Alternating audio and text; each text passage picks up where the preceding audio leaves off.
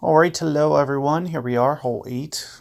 Now, this is the hole where we got the headwind, I believe. So I'm going to put on the jewel ball.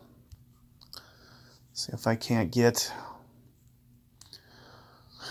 the ball down there towards that, towards the hole a bit. So ideally, what I'd like to do, especially, it'd be good if you have Pak 5, a Pak 6, a Pak 7, is you'd like to go over to this right-hand side here. Hope this guy doesn't actually use a ghost here into the wind like this. No way. Best case, you should be using maybe a gear ball, the new autumn ball, for instance.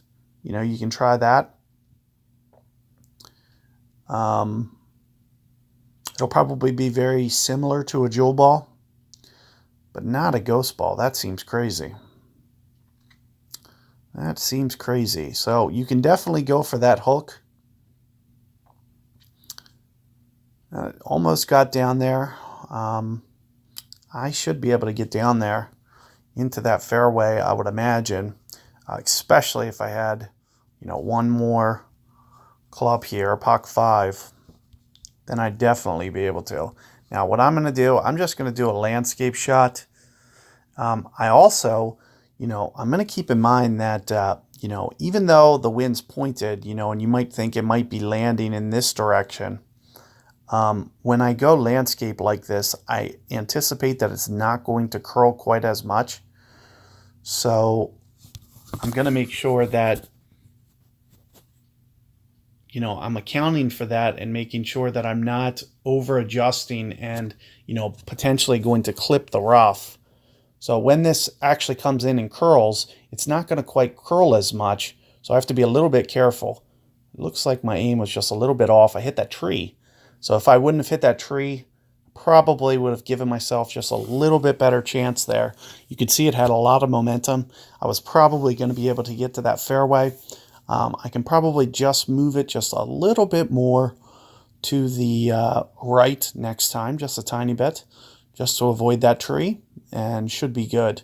But I would say, within, I was probably within 1 or 2 rings of kind of a good landing zone. And as I mentioned, the more that I try to cheat over there towards that right, the more risk factor that comes in where the rough line might come into play. And especially with a Pak 4 not having the carry as what a Pak 5 and a Pak 6 or 7 has, that 6 extra yards that those have, I want to be definitely a little bit more cautious.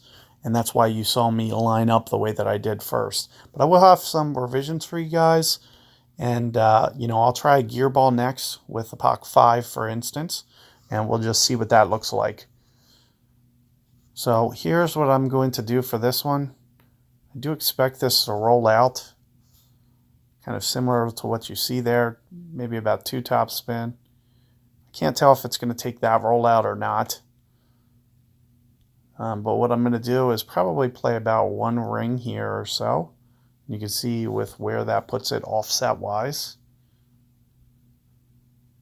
But, the most important thing, it's going to come down to perfect ball. So if you catch your perfect ball, you might make it. If you don't, then you won't. I mean, that's pretty much it's as simple as that.